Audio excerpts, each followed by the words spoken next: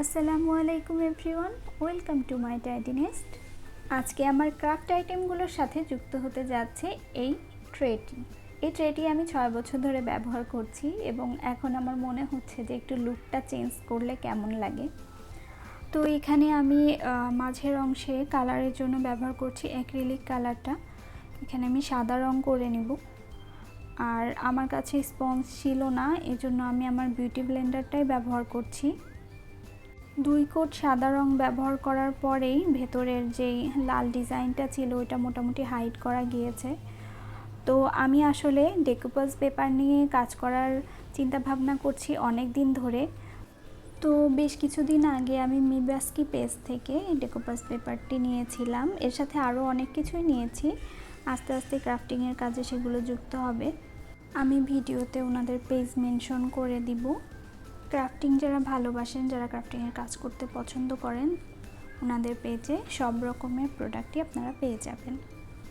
তো এখন আমি আমার কাজ শুরু করছি। আমি ফেভিকল গ্লু এর সাথে একটু পানি মিক্স করে পাতলা করে নিচ্ছি। আমার কাছে বড় কোনো তুলি ছিল না, তো আমি এটা দিয়েই কাজ চালাচ্ছি।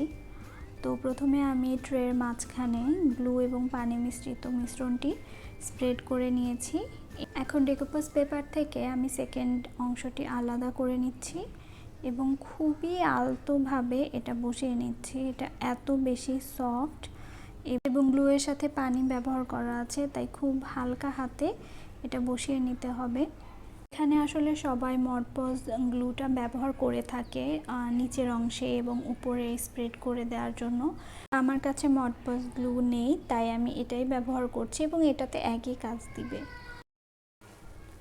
একইভাবে আমি ফাঁকা অংশগুলোতে ছোট ছোট টুকরা করে নেওয়া ডেকুপাস পেপারগুলো লাগিয়ে নিচ্ছি। যেখানে যেটা মানানসই মনে হচ্ছে সেভাবে ছোট করে কেটে নিয়ে লাগিয়ে নিচ্ছি। তো আপনারা যারা এর আগে ডেকুপাস নিয়ে কাজ করেছেন তারা তাদের অভিজ্ঞতা শেয়ার করবেন। ডেকুপাস পেপার দিয়ে করা এটাই প্রথম কাজ, তো খুব সাবধানের সাথে করেও অনেক জায়গায় একটু খুলে গেছে, কোথাও একটু ফুলে উঠে যাচ্ছিল। তো নেক্সট টাইম যখন আমি করব আরও একটু সাবধান থাকব।